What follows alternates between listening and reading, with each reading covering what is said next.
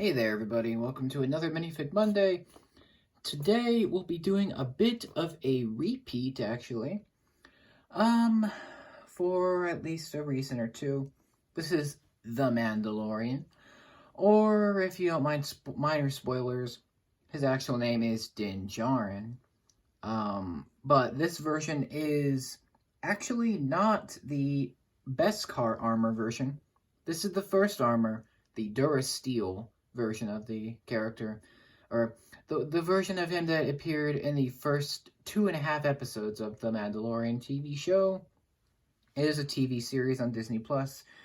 It has 2 seasons. It's gonna have a third and a spin-off show pretty soon.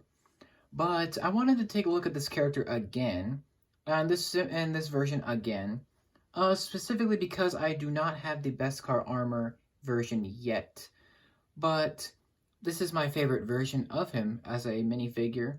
It's the unpopular opinion.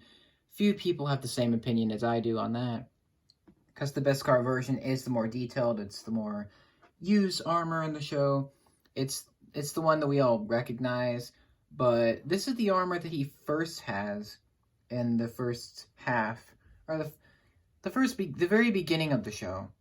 So, first episode, second episode, chapter 3.5.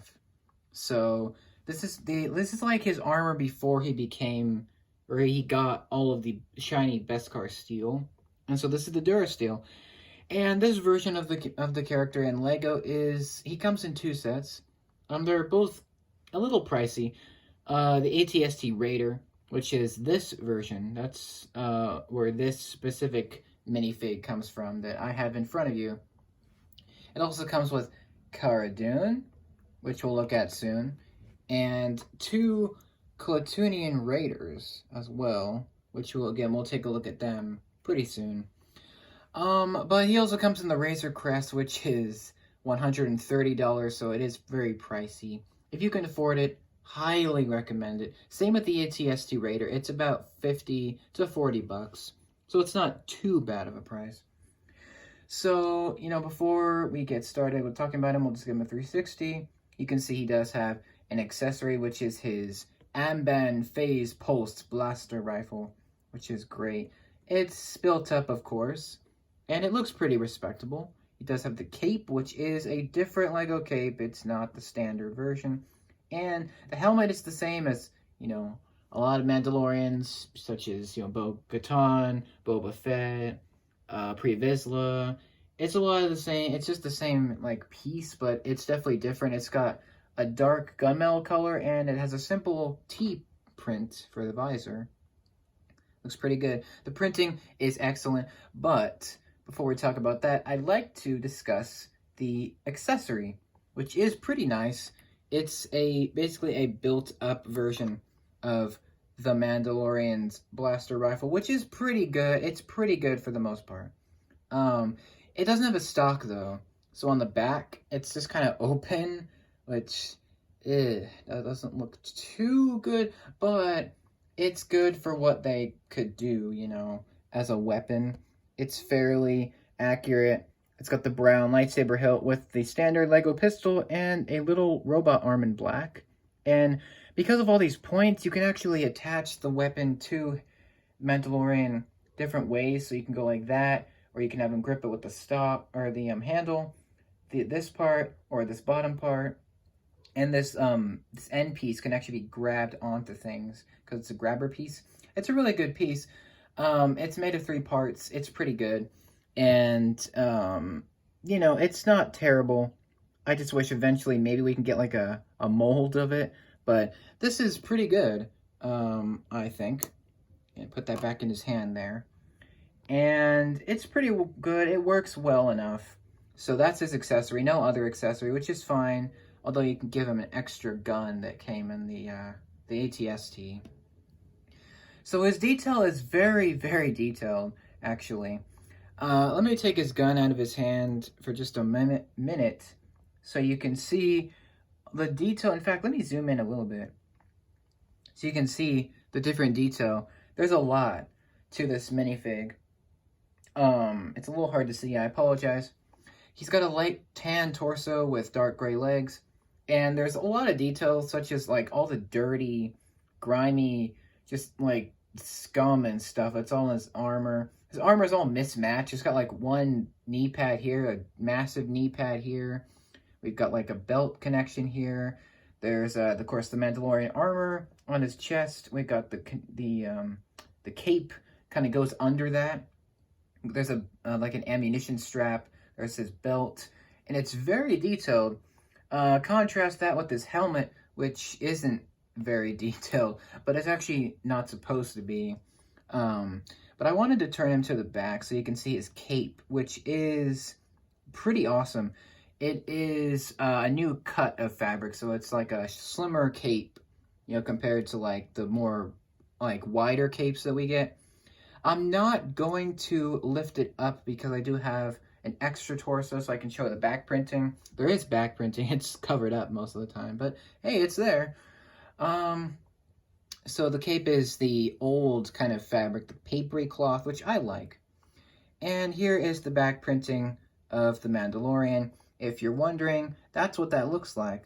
So it's pretty good. It's just got more, you know, ammunition and more like charges for his rifle and just more, you know, of the armor on the back. And one nice touch is the hook for his rifle, which would go on his back. That is right there. So that's cool. And the printing is very, very welcome, despite it not actually being seen 90% of the time, but it's still pretty awesome. And this figure is great. Like I said, I prefer this version of him. It just makes him look more like a bounty hunter. It makes him look more like a professional, kind of like he's been through, you know, heck, he's been through a lot, which is great to see in this figure. I kind of wish that they just went with this armor throughout the show instead of the Beskar armor. To be honest, that's just my opinion. But it's time to unmask him, I think. And you're going to be surprised to find that it is just a black head. There's nothing to see in terms of a face if I turn him all the way around. There is nothing to see. It is just a black void of darkness around him. But here's the helmet. The helmet up close, it's pretty simple. It's just a gunmetal gray with a black T shape as the visor and nothing else. It's just a blank kind of helmet, which is fine. It's very simple. That's how it was in the show. If I had to complain, I do wish that the thickness of this middle part would be slimmed down more. It's supposed to be a little bit slimmer than that, but that's fine. I do think we could get a face of Din Djarin, like a head for him eventually, because we've seen him without his helmet at least two or three times. So it would be nice to get him with a face, but it's fine. It works because this is the first set with the Mandalorian minifigure, so we didn't know what he looked like, and Lego didn't know what he looked like. So that's most likely the reason why he's faceless here. So that's fine. The action figure is also faceless. One thing I did want to mention is the color scheme, which is very almost Western influence, like old-fashioned, where it's like dark brown and it's got dark gray and a bit of tan and some weathering and some like nougat and black. It just looks really classic. And also something you could do, if you wanted to, is take the Mandalorian's cape and kind of put it over his shoulder, kind of like that. I think that's a really cool look. And it does expose the back printing, which is really cool. I just love the look of this character. It looks, you know, when the Mandalorian first came out, people were like, oh, it's just a Boba Fett knockoff. Well, it was kind of at first. It was like it was like a meme. But actually it turns out that the Mandalorian is not Boba Fett.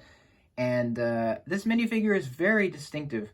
He has his own flair. He's got his own ship. He's got his own parts. And I think Lego did him justice here. I think he looks really great. The Beskar armor is awesome. The version of him that comes in some of the sets. That's really cool. But this version is a little bit more rare. He only comes in the 2 sets, and once those are gone, they're going to be gone. If you want this first armor, you got to get either the Razor Crest or the AT-ST Raider. I own both. I recommend both. I'd probably recommend the Razor Crest more, but that's just because it's its ship. So you can pick or choose. Or if you just want to get the Beskar armor, you don't have to worry about this one because it didn't appear that much. But I'm just saying it's my favorite version, so I wanted to own him. It's cool to have two of them, and I look forward to getting the Beskar armor eventually. What do you guys think of the Mandalorian? This first armor, the Durasteel version. What do you think of him? I think he's awesome. Definitely looks more rugged. I kind of wish that we got this version throughout the whole show. That's what I was hoping for. Unfortunately, he kind of just replaced his armor, every episode or so. So that was a little lame, but I'm fine with it. But the next one I'll look at is probably Cara Dune, which is going to be great. So we're going to kind of continue this Mandalorian streak, I guess. That'll be pretty fun. What do you guys think of this version of him? Let me know. And I loved covering this character again and to share my thoughts, a little bit more of my thoughts on this version. So I like it. It looks awesome. I love the design. It just looks super like Western, classic-y, kind of gunslinger-esque, which I love. So that's awesome. What do you think about the Mandalorian show? What do you think about this version? Let me know in the comments, and I will see you in the next Minifig Monday, which will be very soon. And yeah, stay tuned for that. Have an awesome day, and I will see you then. Take care.